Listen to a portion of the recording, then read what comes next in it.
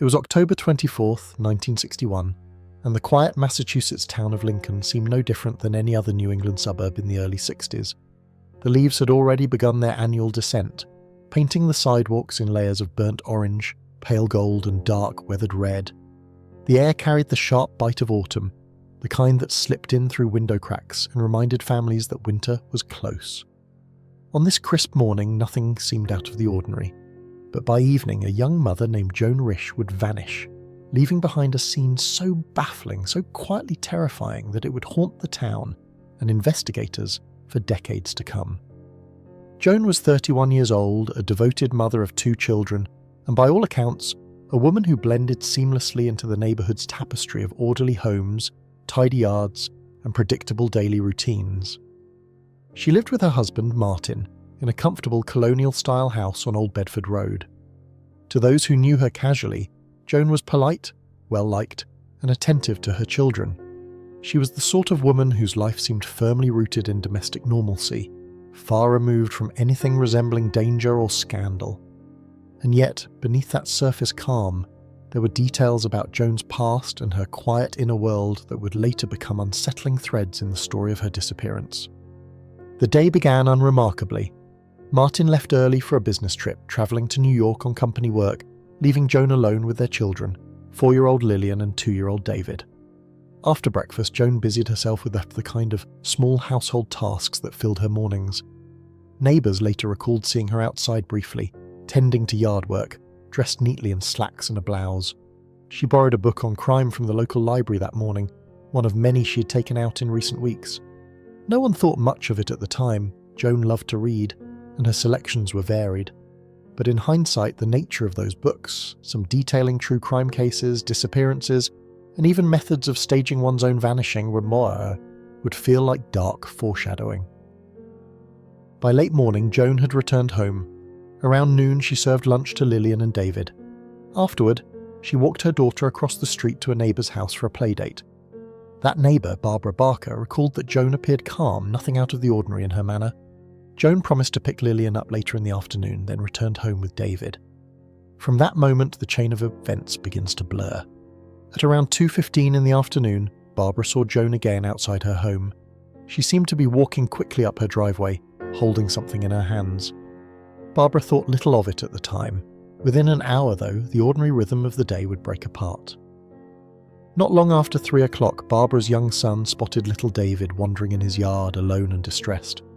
Barbara quickly brought the boy back to Joan's house and noticed something odd. The kitchen door stood ajar, and inside the home, silence pressed down unnaturally. When Barbara stepped in, she was met with a chilling sight. The kitchen floor and counters were streaked and spattered with blood. A phone sat off its hook. A trail of blood appeared to lead out the back door, yet Joan was nowhere to be found. By 4:30, alarmed and unsettled, Barbara called the police. What followed was the beginning of a cold case that continues to defy explanation more than 60 years later. The scene investigators walked into seemed almost deliberately constructed to confuse. There was blood, an unsettling amount, though not quite enough, they thought, to suggest death. Some of it was pooled on the floor, some smeared across the walls and phone. A roll of paper towels lay discarded, partially unspooled as if someone had tried to clean or conceal what had happened. And outside, faint traces of blood appeared to lead into the driveway, before vanishing abruptly. At first glance, it might have looked like a crime of sudden violence, perhaps a break-in gone wrong. But there were no signs of forced entry, nothing valuable was missing, and the children had not been harmed. Joan herself was simply gone. The townspeople of Lincoln were shaken. This was not a place where women vanished from tidy homes in broad daylight. Neighbours replayed their last conversations with Joan, wondering if they had missed a clue, some subtle sign that something was amiss. Theories sprouted quickly, whispered over fences and at kitchen tables. Had Joan been attacked by a stranger? Had she suffered an accident and wandered off in confusion? Or, and this was the theory that would slowly gain weight, had she orchestrated her own disappearance, leaving behind a stage set of blood and chaos to disguise her escape? That possibility seemed unthinkable to some. To others, it was a chillingly plausible explanation for the otherwise inexplicable.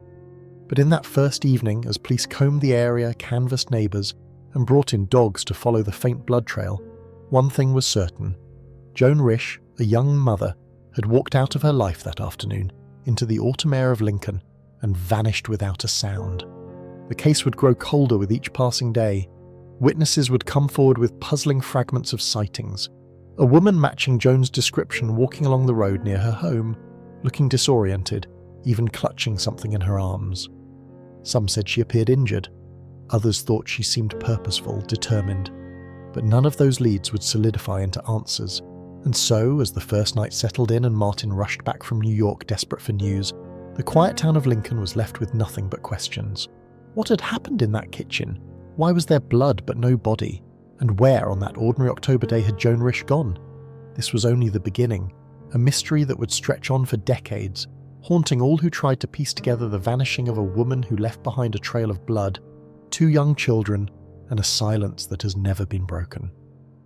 The hours following Joan Risch's disappearance unfolded with a peculiar kind of urgency, the kind that grips a small town when the ordinary rhythm of daily life is suddenly disrupted.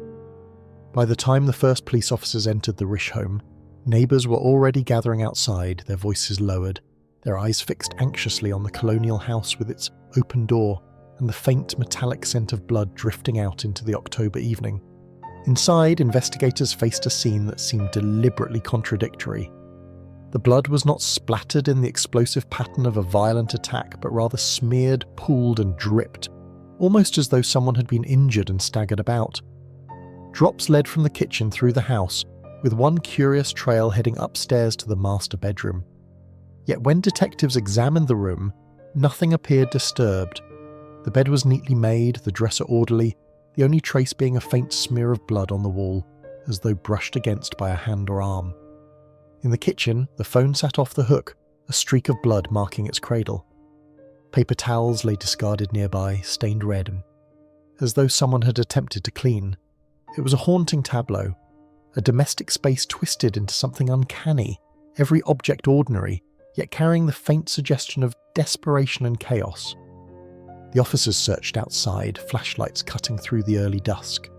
They found blood on the driveway, tiny droplets on the hood of the family car, and a faint trail that meandered toward the street before vanishing entirely. There were no shoe prints, no signs of a struggle in the yard, no indication of where Joan might have gone. Neighbours came forward with fragments of testimony. Around 2:45 p.m, one reported seeing a woman resembling Joan walking quickly along Old Bedford Road, her clothing dishevelled, appearing unsteady. Another claimed to have seen a figure, also resembling Joan, carrying something in her arms, perhaps a bundle of cloth or a small object clutched close to her chest. Others swore they had noticed nothing at all unusual that afternoon. The accounts did not align neatly, as if each witness had glimpsed only part of a scene, distorted by the unreliability of human memory. When Martin Risch arrived late that evening, having rushed back from his business trip, he was met with the surreal sight of police cars, neighbours gathered in small clusters, and his home transformed into a crime scene. Officers walked him through what they had found, careful but blunt. His wife was missing, and the evidence suggested blood loss. Martin, bewildered, insisted Joan had no enemies, no reason to flee, no history of instability. You had been, he said, a devoted wife and mother. He could not fathom how or why she would vanish, much less leave their 2 young children behind. But detectives, already piecing together the oddities of her library borrowings and the eerie calmness of the scene, began to entertain a possibility few wanted to voice aloud. Could Joan have staged her own disappearance? For weeks prior, she had checked out several books on crime, disappearances, and even novels where women abandon their lives to start anew. One in particular described a woman who faked her own death, leaving behind signs of blood to suggest violence before vanishing forever. Was Joan experimenting with an idea that had taken hold in her imagination? Friends found this theory offensive, even cruel. Joan had been raised in Brooklyn, a girl whose life had known its share of difficulties. Her parents had died tragically in a fire when she was a child, leaving scars that, though hidden, may have shaped her inner world. But outwardly, Joan had built a stable, enviable life. She was educated, poised, and seemingly content in her suburban routine.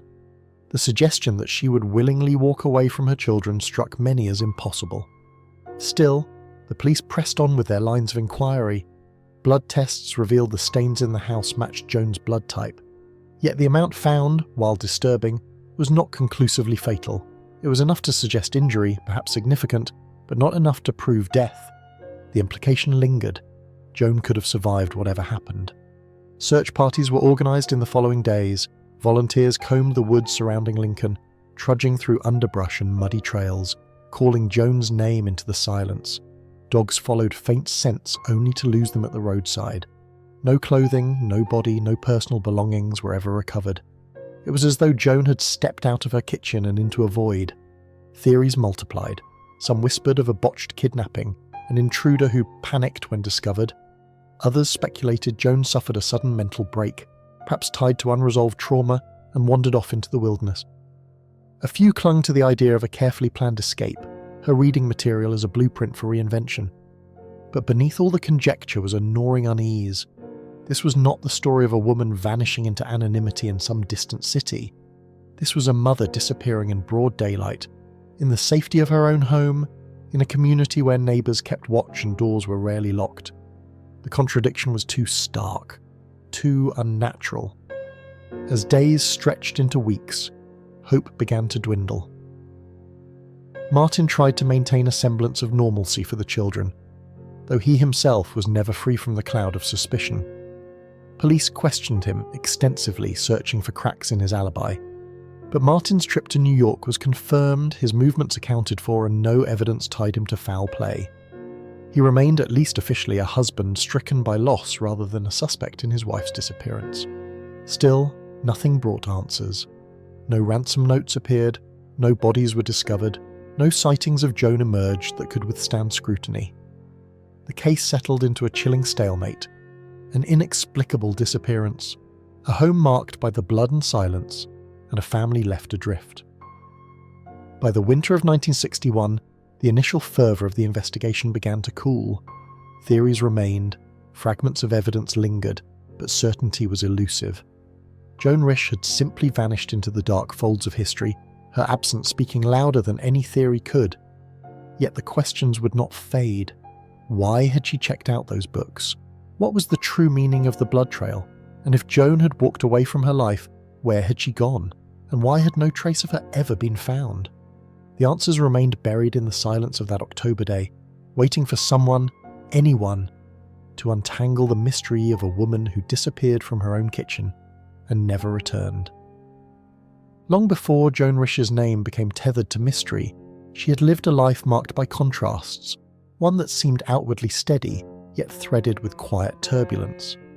To understand her disappearance, many would later argue, required peeling back the layers of who Joan really was, not just as a wife and mother, but as a woman shaped by past tragedy, ambition, and unspoken restlessness. Joan was born in Brooklyn in 1930, the only child of Harold and Josephine Bard. Her early childhood, while modest, was unremarkable in the way most suburban stories were. School, church, neighbourhood games. But her life was ripped apart when, at the age of 9, her parents died in a suspicious house fire. Orphaned, Joan was sent to live with relatives in New Jersey.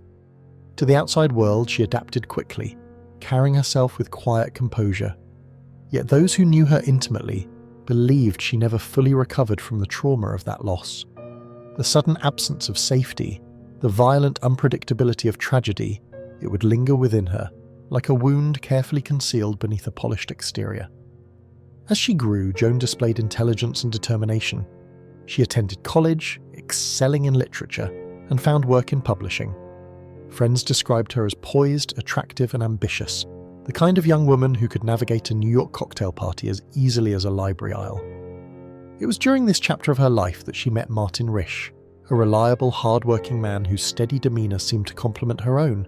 Their courtship was quick, their marriage soon after. Together, they settled into the rhythms of middle-class respectability. Children, a home in Lincoln, a life carefully curated to match the ideals of the early 1960s suburban dream. Yet beneath that veneer, there were cracks, subtle but telling. Joan had given up her career to raise Lillian and David, and while she loved her children deeply, some believed she struggled with the shift in identity. She had once been a working woman in the vibrant world of publishing, surrounded by words, ideas, and city energy. Now, much of her time was absorbed in laundry, cooking, and the endless caretaking duties of young children. For some women, that life was enough, fulfilling even. But for Joan, perhaps, it carried a faint sense of suffocation. This context became a prism through which investigators, and later true crime enthusiasts, tried to interpret her actions. Why had she been reading so many crime books in the weeks before her disappearance? Why stories of women vanishing, of carefully staged escapes? Was it harmless curiosity, a passing interest in a genre that intrigued her? Or was it preparation, a kind of research project for an escape she was quietly plotting? Friends and neighbours remained divided. To some, Joan was a picture of domestic contentment, a devoted mother who would never abandon her children. To others, her inner life seemed more complex, a woman haunted by past trauma, perhaps wrestling with hidden dissatisfaction.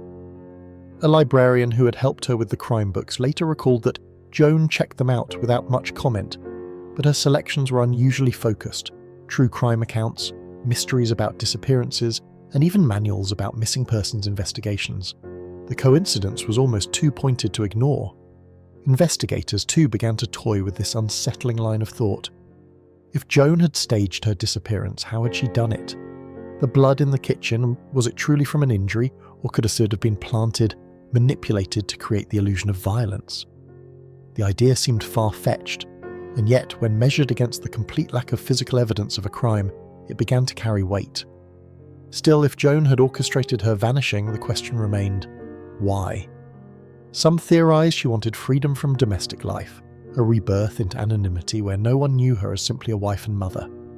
Others wondered if her childhood trauma had resurfaced, fueling a desperate impulse to sever ties and reinvent herself, and still others thought she might have been suffering from postpartum depression or another mental health crisis hidden beneath her composed exterior that led her to act in a moment of instability. But there was another theory, one rooted less in psychology and more in circumstance.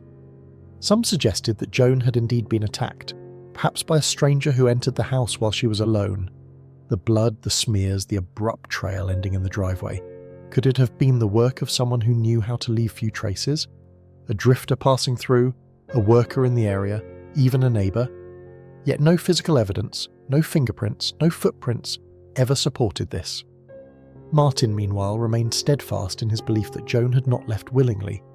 To him, she had been a loving wife and mother, with no reason to vanish. He clung to the hope that she had been taken against her will, that someday, somehow, she might be found. Police examined him closely, as they must, but his alibi stood firm. If Joan had vanished by her own hand, Martin could not accept it.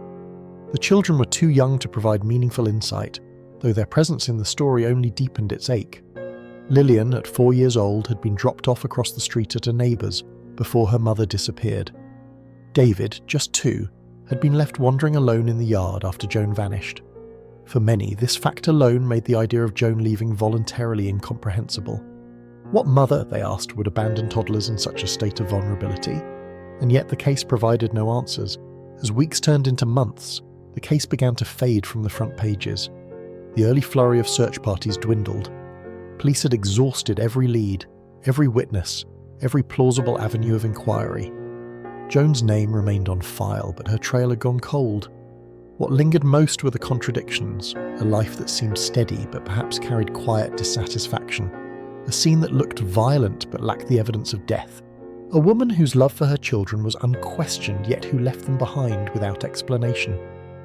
Over time, Joan Risch became less a person in the public eye and more a riddle. She was both victim and potential architect, both mother and mystery. And in that ambiguity, her story endured. Even today, the silence of that October afternoon resonates like an echo. A quiet neighbourhood, a missing woman, and a case frozen in uncertainty, waiting for answers that have never come. The police investigation into Joan Risch's disappearance was, from the beginning, a tangle of contradictions. On one hand, the evidence suggested something violent had occurred. Blood smeared across the kitchen floor, the phone streaked with red, a paper towel roll pulled out as if someone had tried to clean up. On the other hand, nothing in the home appeared stolen. There was no sign of forced entry, and the blood, while disturbing, was not conclusively enough to indicate death. Investigators were left standing in the Risch home on that first night, caught between the appearance of violence and the absence of proof.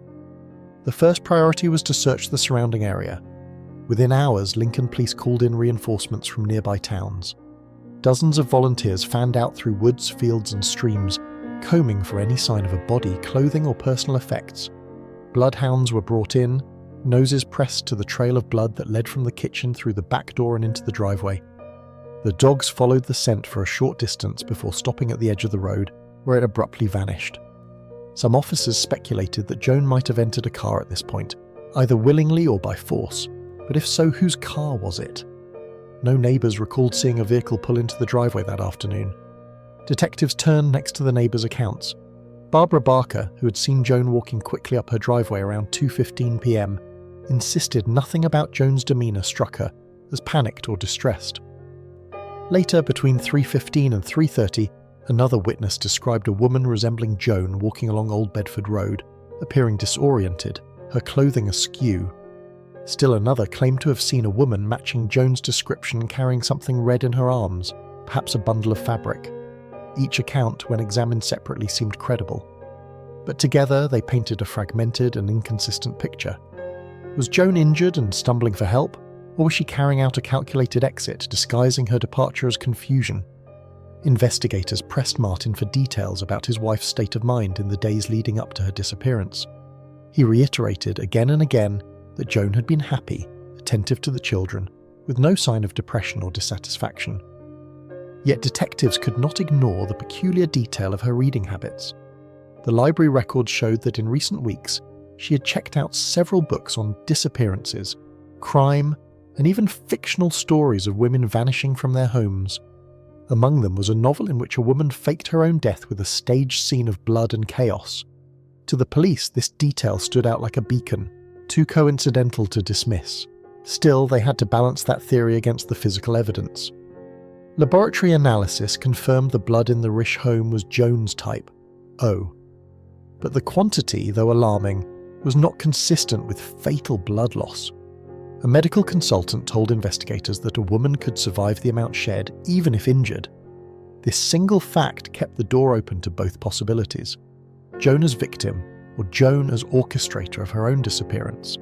As the days wore on, detectives began retracing Joan's movements in the hours before she vanished. They spoke with the librarian who had checked out books to her, with friends who had seen her earlier that morning, and with the milkman who had delivered to the Risch home around noon. Each interaction painted the same picture. Joan had been calm, pleasant, ordinary. There was no suggestion of fear, no cryptic words, no indication that her day would end in chaos. Attention turned briefly to the possibility of an intruder. Could someone have entered while Joan was home alone? A travelling salesman, a drifter, even a worker from the nearby construction sites? The idea was not impossible, but the house showed no forced entry and valuables remained untouched. Nothing suggested burglary or opportunistic crime. If someone had entered, it seemed deliberate, targeted, but Joan had no known enemies. The FBI was consulted, their expertise requested on whether Joan's disappearance bore resemblance to other cases, but nothing in their files matched neatly. A suburban mother disappearing in broad daylight, leaving behind blood and children. It was as rare as it was disturbing. As winter approached, the investigation began to stall. Detectives went over the evidence again and again, but each path led to dead ends. The blood trail vanished at the road. The neighbours' sightings contradicted each other. The books from the library raised suspicions but offered no proof, and Joan herself had left no note, no letter, no confession of dissatisfaction. At the same time, quiet suspicions began to turn toward Martin, as they often do in such cases. Police scrutinised his trip to New York, the timing of his departure, and his possible motives. But Martin's alibi remained solid. Hotel records, business associates, and phone logs confirmed his presence away from Lincoln that day. No evidence linked him to his wife's disappearance. Reluctantly, investigators moved away from him as a suspect. For the people of Lincoln, however, the case became an unsettling shadow over their community. Parents tightened their hold on their children. Doors that had once been left unlocked were now bolted in the evenings. The image of a mother vanishing from her home in daylight was too haunting to ignore. Neighbours replayed their memories again and again. Was there something odd in Joan's tone that morning? A flicker in her eyes? A gesture that now seemed ominous? Everyone wanted to find meaning in details that had seemed trivial just a day before. But meaning never came. Each detail seemed to generate more questions than answers. By the end of the year, the investigation had exhausted its momentum. Detectives admitted privately that without new evidence, there was little more they could do. Joan's file would remain open but inactive. She was listed as a missing person, with foul play neither confirmed nor disproven. Her name faded from headlines, though not from memory. What lingered was the chilling tableau she had left behind. The blood-smeared kitchen, the abandoned children, the phone knocked from its cradle. It was a scene without resolution, a puzzle with missing pieces, and it haunted investigators long after they packed away their notes. The case of Joan Risch was now something more than an investigation. It was becoming legend, the kind of story whispered in Lincoln for years to come, a reminder that even in the quietest neighbourhoods, mystery could slip through the cracks of ordinary life and vanish into silence. As months turned into years, the investigation into Joan Risch's disappearance transformed from a frantic search into a canvas of theories. Each explanation seemed to carry some merit, and yet none fully explained what happened that October afternoon. Over time, the case became less about what was known and more about what could be imagined, each theory reflecting both the evidence and the haunting gaps it left behind. One of the earliest and most enduring theories was that Joan staged her own disappearance. The reading material loomed heavily in this speculation. Neatly catalogued in the library's records were titles about women who had vanished, mysteries of missing persons, and accounts of criminals who used blood to feign death or injury. Investigators and amateur sleuths alike could not ignore the uncanny overlap between Joan's interests and the scene she left behind. The kitchen bore all the trappings of a staged performance: blood but no body, smeared towels as if deliberately left, a trail that conveniently ended at the roadside. If it was a ruse, it was effective. But this theory encountered a stubborn obstacle: Joan's children. To imagine her calmly staging blood and leaving the phone off the hook, while David, just 2 years old, toddled nearby, was deeply unsettling. To envision her walking away, never returning for Lillian or David, required accepting a version of Joan that most who knew her rejected outright. She was, by every account, a devoted mother. Even if she longed for another life, could she truly have abandoned her children so completely? Another theory revolved around accident and disorientation. Some speculated Joan may have suffered an injury, a fall, a sudden medical crisis, perhaps even a botched self-administered procedure. This, combined with blood loss, might have left her confused, staggering from the house in search of help. Witnesses who described seeing her walking unsteadily lent support to this idea. If true, she might have collapsed somewhere out of sight, her body overlooked during the searches, but despite combing the woods, marshes and roadside ditches for miles around, nothing was ever found. Not a shoe, not a scrap of clothing, not a single remnant of Joan. The earth seemed to have swallowed her whole. Then there was the intruder theory, one that appealed to those unwilling to believe Joan's disappearance was of her own making. Could someone have entered the house while she was alone, attacked her, and spirited her away? Perhaps the blood marked her attempt to resist, to flee. The trail ending at the road suggested a vehicle. Had she been forced into a car? Police quietly investigated known offenders in the area, questioned transient workers at nearby construction sites, and canvassed for any reports of suspicious strangers. Yet no evidence emerged. The house bore no forced entry, nothing was stolen, and neighbours saw no strange vehicles that afternoon. The neatness of the home clashed with the violence implied, making the intruder theory feel simultaneously possible and implausible. There were also those who whispered about Joan's psychological state.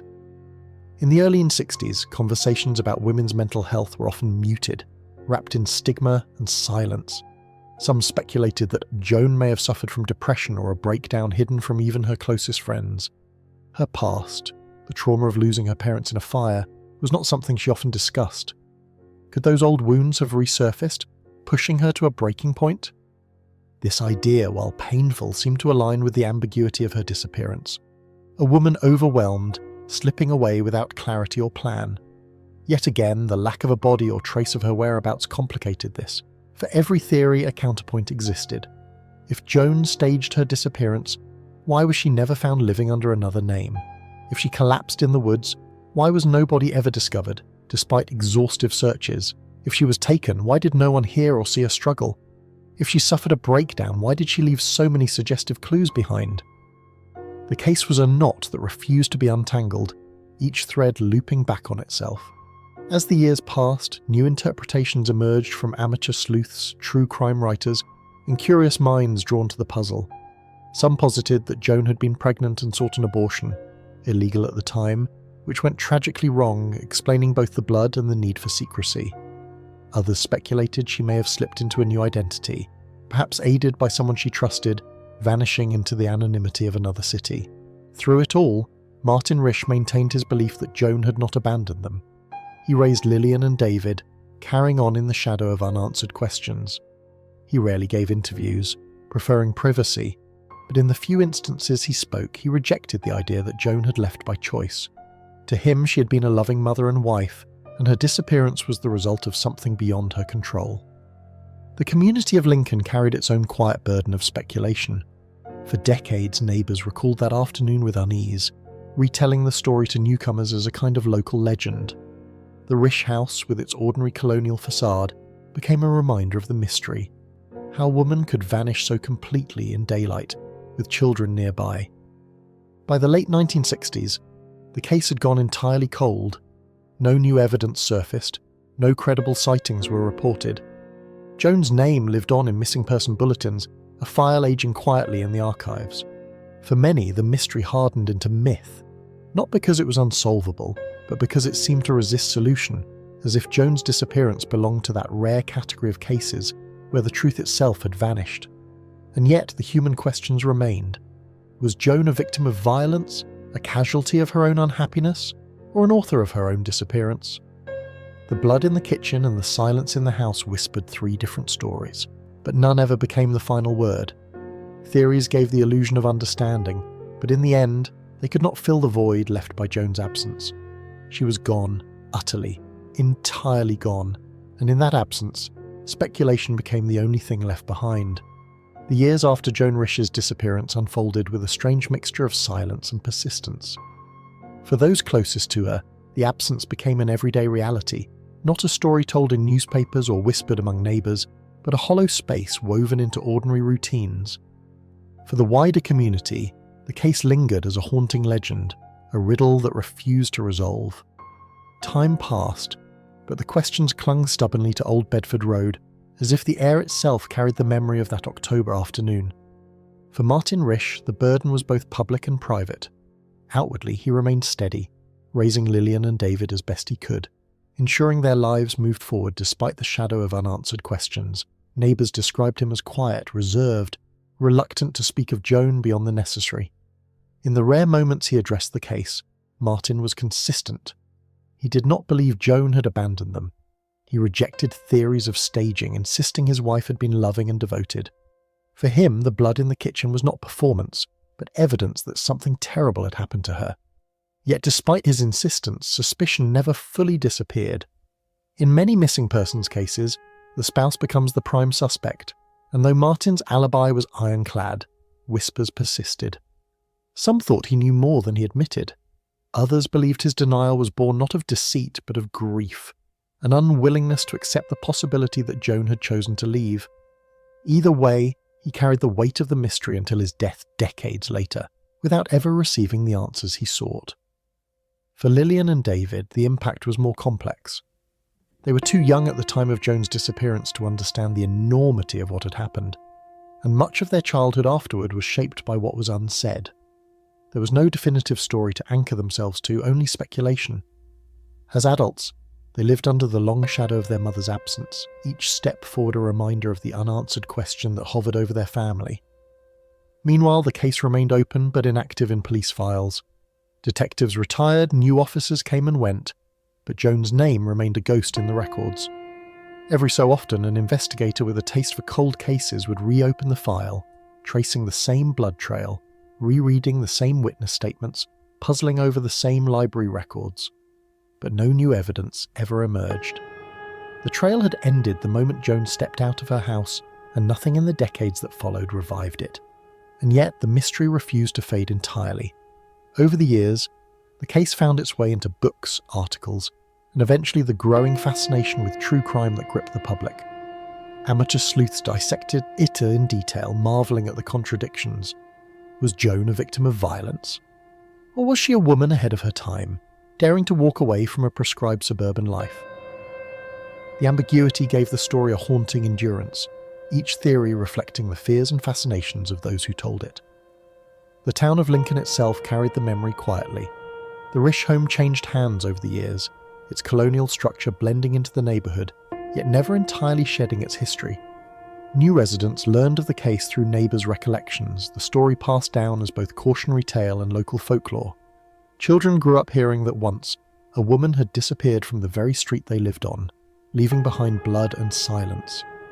For some, it became a reminder of vulnerability, that danger could creep even into the safest seeming corners. In the broader cultural landscape, Joan's disappearance came to embody something more than a single missing person case. It reflected the anxieties of its era, the fragility of suburban stability, the unspoken struggles of women confined by domestic roles, the terror of vanishing without explanation. To some writers, Joan symbolised the possibility of escape, however tragic or unsettling. To others, she was a victim whose story had been distorted by speculation, her humanity overshadowed by myth. Decades slipped by, the world changed, technology advanced, forensic science leapt forward, the internet created new ways for cold cases to be revisited by curious minds. And yet, Joan's case remained stubbornly locked in the past. The blood samples had been consumed in testing long ago. The witness accounts had grown fuzzier with each retelling. The trail, once faint, was now buried beneath 60 years of time. Still, the questions endured. Who was the woman seen walking along Old Bedford Road that afternoon? Why did the blood trail stop so abruptly at the roadside? What drove Joan to borrow those particular books in the weeks before her disappearance? And why, in a world where almost everything eventually resurfaces, had she never been found? Not alive, not dead, not even a trace. By the turn of the millennium, the case had become less about solving and more about remembering. Joan Risch was no longer just a missing person. She was an enduring riddle, one of those rare cold cases that linger not because they are unsolvable, but because they resist resolution. Each theory remains plausible, yet none can claim certainty. And so life in Lincoln continued. The seasons turned, children played in yards, leaves fell along Old Bedford Road. The house where Joan once lived stood quietly, its walls carrying the echoes of a story that had never been finished. For those who remembered, the silence was the most haunting part. Not the blood, not the confusion, not even the lack of answers, but the silence of a woman who stepped into the crisp October air of 1961 and never spoke again. By the time the 1970s and 80s arrived, Joan Risch's disappearance had become less an active investigation and more a haunting curiosity, a puzzle tucked into the annals of Massachusetts cold cases. But even as the official file gathered dust, the story continued to breathe in the minds of those fascinated by the unexplained.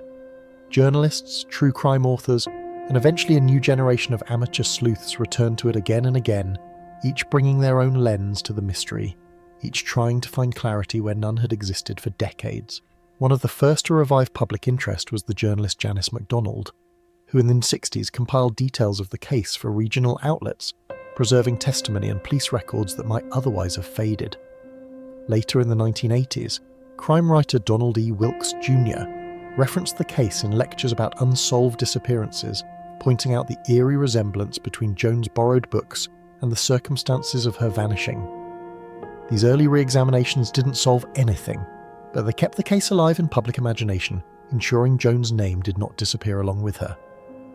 By the 1990s, as true crime books became popular fixtures on bookstore shelves, Joan's case was often enlisted among the great mysteries of the 20th century. Writers dissected the contradictions in long, speculative chapters, the blood that both suggested violence and survivability, the library books that hinted at premeditation, the neighbours' sightings that contradicted each other. Each book, each article seemed to arrive at the same conclusion, that the truth of Joan's disappearance rested in an uneasy balance between two irreconcilable possibilities, victim or architect. Then came the internet age, and with it, a new wave of obsession. By the early 2000s, online forums dedicated to cold cases, unsolved mysteries, and true crime discussions brought Joan's story to an audience far beyond Massachusetts. Her disappearance was shared alongside cases like the Sodder children, Maura Murray and Amelia Earhart, enigmatic vanishings that provoked endless speculation. On forums like Web Sleuths, Reddit's RR's Unresolved Mysteries, and independent blogs, armchair detectives pored over every detail of the Risch case, re-examining police reports, library records, and even old newspaper clippings scanned into digital archives. Theories multiplied in the digital era, some echoing older suspicions, others entirely new. Some argued Joan had planned her disappearance with meticulous care, using the crime books as research, staging the blood with precise intent and slipping into a new identity under the cover of late afternoon. They pointed out that in 1961, record-keeping was looser, and a determined person could feasibly reinvent themselves in another state, vanish into city life and leave no digital footprint. Others were drawn to the darker theory of abortion-related tragedy.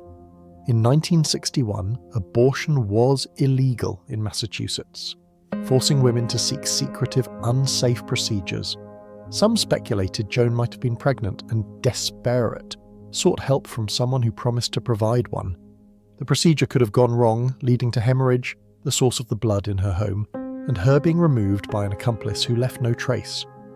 The theory gained traction in certain circles, though no medical evidence or testimony ever substantiated it. Still others clung to the intruder hypothesis, unwilling to let go of the idea that Joan had been the victim of random violence. They imagined a stranger arriving at the door, an attempted assault escalating into bloodshed, Joan trying to clean herself up before being taken or lured into a car.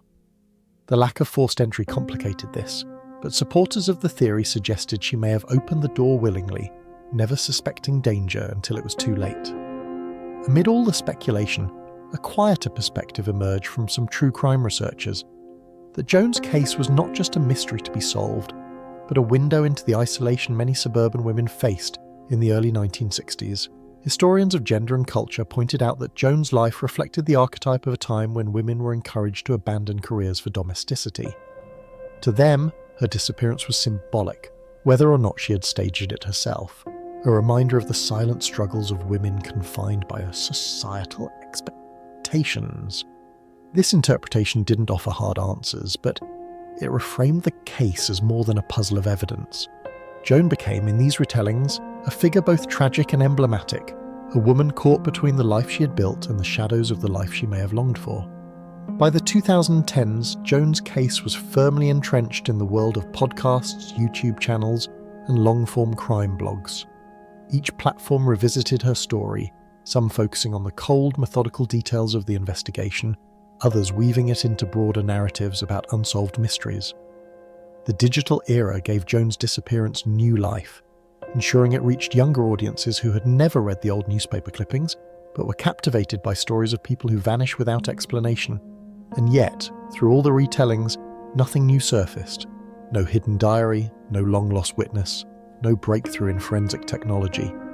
Time had devoured the evidence, leaving only speculation and the fragments of a life that once seemed ordinary. What the researchers and sleuths succeeded in preserving was memory. Joan was not forgotten, even if her fate remained unknown. Each new wave of interest reintroduced her to the world, keeping her story alive, ensuring that the quiet neighbourhood where she once lived would always carry the echo of her absence. And so Joan's case persisted, not because it could be solved, but because it resisted solution.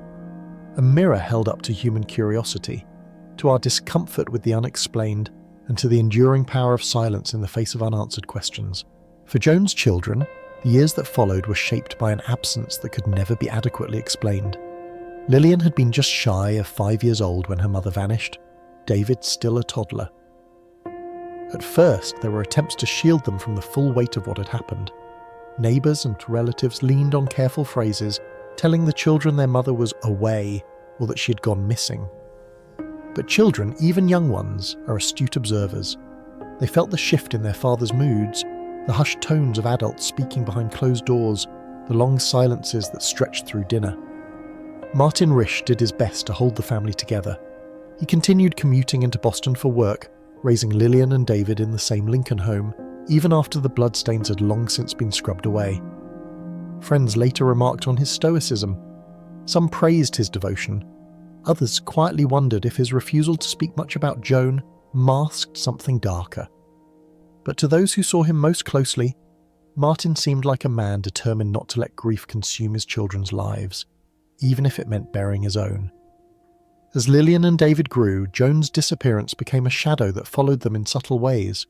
Schoolmates whispered, Parents warned their children not to ask too many questions. The case had been public enough that many in Lincoln knew of it, and for Joan's children, the mystery was inescapable. They were not just ordinary kids, they were the son and daughter of the woman who vanished, leaving behind blood and unanswered questions. That legacy carried its own form of quiet cruelty.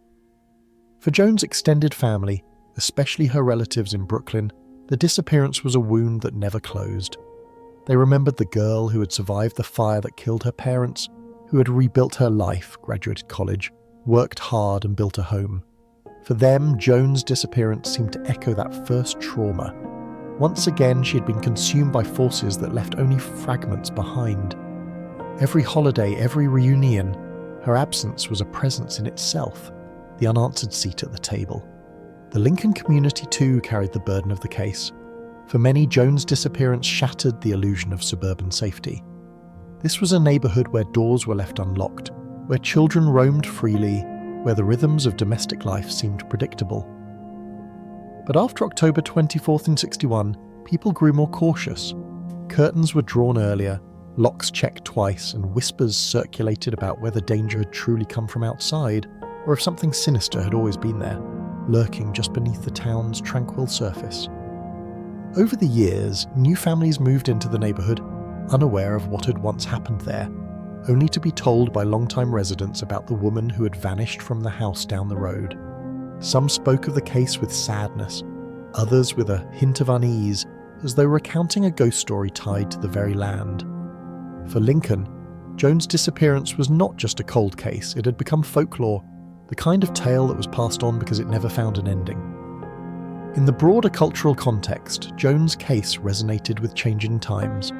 The 1960s, with its waves of social upheaval, women's liberation, and shifting expectations, reframed how many saw her story. Some viewed her disappearance as symbolic of the unspoken struggles of women who felt trapped by the suburban domesticity. Others clung to the image of her as a victim of violence, a reminder that danger could intrude anywhere, even into the quiet of an autumn afternoon. In both narratives, Joan was more than just one woman. She was a vessel for the anxieties and hopes of a generation. But within the private sphere of her family, she was not a symbol, nor a case file, nor the subject of speculation. She was a wife, a mother, a sister, a daughter.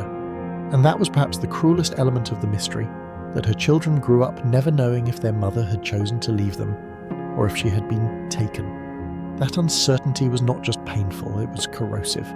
It shaped their memories, their identities, their ability to trust the world around them. The children eventually grew older, went on to build their own lives, but the question of Joan's fate always lingered. It hung in the silence of family gatherings, in the absence of photographs that should have existed, in the milestones she never saw. For them, and for the dwindling number of people who remembered Joan firsthand, the case was not entertainment, not folklore, not a riddle to be solved. It was a void, a story without closure. And that void remains decades later, etched not only into the lives she left behind, but also into the character of the town itself. A quiet neighbourhood, forever defined by a single haunting afternoon in 1961. As the decades passed, Joan Risch's disappearance grew into something larger than the sum of its details. The case, once immediate and raw, shifted into the realm of legend. In Lincoln, the story was retold to new residents as both a cautionary tale and a piece of neighbourhood history, the kind that people whispered about during late-night gatherings. The image of the house on Old Bedford Road became a point of fixation, an ordinary home that had absorbed something extraordinary, something inexplicable. Time blurred the edges of memory, but it also elevated the mystery into something enduring. Detectives who had worked the case in its earliest years slowly retired, and with them went the possibility of fresh recollections or overlooked insights. Files were boxed and transferred to archives, newspaper clippings yellowed, witnesses aged and passed away. Each year that slipped by without resolution gave the mystery a kind of permanence. It was no longer just a case waiting to be solved. It became a cold case that might never yield its truth. Yet paradoxically, the lack of closure kept it alive. Mysteries resolved can fade into history. Mysteries unsolved are repeated endlessly, like a story without an ending. For true crime writers and researchers, Joan's case became a source of fascination. Some were drawn to its eerie details, the blood, the overturned phone, the missing woman walking out of her own life. Others saw in it a broader allegory, a story about women's roles in mid-20th century America, about the hidden struggles within tidy suburban homes. Articles and books revisited her disappearance, sometimes faithfully, sometimes with embellishment, each interpretation layering new meaning onto the old facts. In these tellings, Joan became less a person and more a cipher, a vessel for cultural anxieties. Theories persisted and multiplied. Some insisted Joan had been abducted, pointing to the accounts of a suspicious blue car seen on the road that afternoon. Others leaned into the notion of voluntary disappearance, citing her extensive library of crime novels, the echoes of her traumatic childhood, her possible dissatisfaction with domestic life. Still others clung to the idea of a tragic accident, that she had been injured, wandered away, and succumbed to her wounds in the woods or fields beyond. Each theory offered a kind of comfort, a way to impose order on chaos. But none could fully explain why she left blood behind, why no body was found, why she never surfaced again under a new name. As technology advanced, there were occasional hopes that modern forensics might offer answers. Could DNA analysis of the bloodstains reveal more? Could genealogy testing uncover some hidden trace of Joan living under a different identity? But the passage of time complicated everything. Physical evidence was limited, degraded. Records that might have shed light were incomplete or lost. And Joan herself, if alive, would now be a woman in her 90s. Even the possibility of her being found alive began to feel less like hope and more like myth. The story lived on not just in archives but in people's imaginations. In some versions, Joan was a victim of violence whose killer had gone unpunished. In others, she was a woman who had reclaimed her life in secret, choosing freedom over obligation. Still others saw her as an almost ghostly figure, a presence that lingered in the quiet streets of Lincoln, haunting the town as much as she haunted memory. Every retelling revealed more about the storyteller than about Joan herself. She became a mirror for fears, dreams, and unresolved questions about what it means to disappear.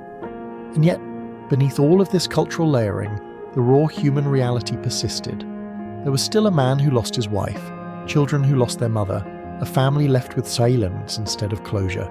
For them, the case was not a riddle or a symbol, in thesis it was a wound. The community, too, never fully shed the unease. Joan's story was a reminder that the ordinary can rupture without warning, that even the most peaceful streets can harbour unspeakable mysteries. By the 2000s, as podcasts, documentaries, and internet forums gave new platforms to old mysteries, Joan's case found fresh audiences. Strangers debated her fate online, passing decades-old police reports as if they were newly discovered. Some approached with empathy, others with morbid curiosity. The case that had once shaken a quiet Massachusetts town had now entered the global consciousness, carried by digital voices across continents. Joan, who once spent her afternoons caring for her children and tending to her home, was now a subject of endless speculation. And yet, through all the retellings, one truth remained immovable. Joan Risch vanished on October 24, 1961, and she was never seen again. Everything beyond that is theory, conjecture, interpretation. The blood, the overturned phone, the neighbours' sightings. These are fragments, puzzle pieces without a finished picture. They tantalise because they suggest an answer, but the answer itself has never come. Time has a way of burying secrets, but it also has a way of elevating them into legend. Joan's disappearance sits at the intersection of both. She is gone, and yet she endures, in memory, in mystery, in the shadows of a quiet neighbourhood that will forever be marked by her absence. In the end, the story of Joan Risch resists resolution. It lingers not because it provides answers, but because it doesn't. On that October day in 1961, a woman in the prime of her life stepped out of the framework of ordinary existence and into the shadows of uncertainty. The world moved on, but her absence remained. A quiet rupture in the fabric of her family, her neighbourhood, and eventually in the larger tapestry of unsolved mysteries that fascinate and disturb us in equal measure. For Joan's children, the questions were not abstracts, they were personal. They grew up without the comforting presence of their mother, carrying with them fragments of memory and a story that was never fully told. The mystery was not a riddle to solve, but a reality they had to live with, one that shaped their identities and their understanding of loss. For Martin, who had once returned from a business trip to find his wife gone forever, the silence of that night must have echoed for the rest of his life. These are the human costs of disappearance, the shadows cast on those left behind. And yet, beyond the personal tragedy, Joan's disappearance became something larger. It tapped into a primal fear, the idea that someone can vanish without explanation, that the people we love can be taken from us without warning or reason. It unsettled because it could not be neatly contained. In an era defined by suburban security and domestic ideals, her story cut through the illusion of safety. It suggested that even in the quietest neighbourhoods, something unknowable could unfold. Over time, the story was retold in books, in magazines, in documentaries, and now in podcasts and online forums. Each retelling added a layer, some faithful, others speculative, but all circling the same void. People projected onto Joan what they feared, what they admired, or what they hoped. She became a symbol of victimhood, of autonomy, of mystery itself. But beneath all of that, she was simply a woman, a mother, a neighbour, someone who laughed and worked and lived. And it is perhaps the most haunting fact of all that her fate is unknown. Theories endure because they offer the illusion of closure. Some imagine her abducted, her life ended violently and suddenly. Others picture her stepping deliberately into a new identity, escaping the confines of her life. Still others hold on to the idea of a tragic accident, a simple misstep that spiraled into something catastrophic. Each explanation holds fragments of possibility, but none has been proven. Joan exists in the space between them, in the silence that none of us can penetrate. What makes her story endure is not only its mystery, but also its ordinariness. This was not a case of international intrigue, nor a story tied to crime syndicates or grand conspiracies. It was a quiet house, a young mother, a normal day turned unexplainable. It was the fact that someone could be here, and then not, without warning, without a trace that makes it unforgettable. Joan's story reminds us of how fragile our sense of stability really is. In the quiet streets of Lincoln, Massachusetts, the memory persists. For those who lived there at the time, the name Joan Risch is forever linked to that autumn day. For newer generations, the case has become folklore, a local ghost story rooted not in the supernatural, but in something even more terrifying, the unknown. The Risch home no longer bears the same markers, families have come and gone, but the shadows of that day remain. 60 years on, the case stands as both an unsolved mystery and a reminder of what mysteries mean. They are holes in the narrative, questions that refuse to be answered, and in their refusal they compel us to look closer, to keep asking. The cold case of Joan Risch is not just about the possibility of what happened to her, it's about what her disappearance reflects back at us. About fear, about uncertainty, about how little control we have over the unknowable turns of life. And so Joan Risch's story continues, not in the way she might have wanted, not in the way her family deserved, but in the way that unsolved stories endure. She vanished quietly, but the silence she left behind has never stopped echoing. Perhaps that is why her name still resonates, because we are haunted not only by what we know, but by what we never will.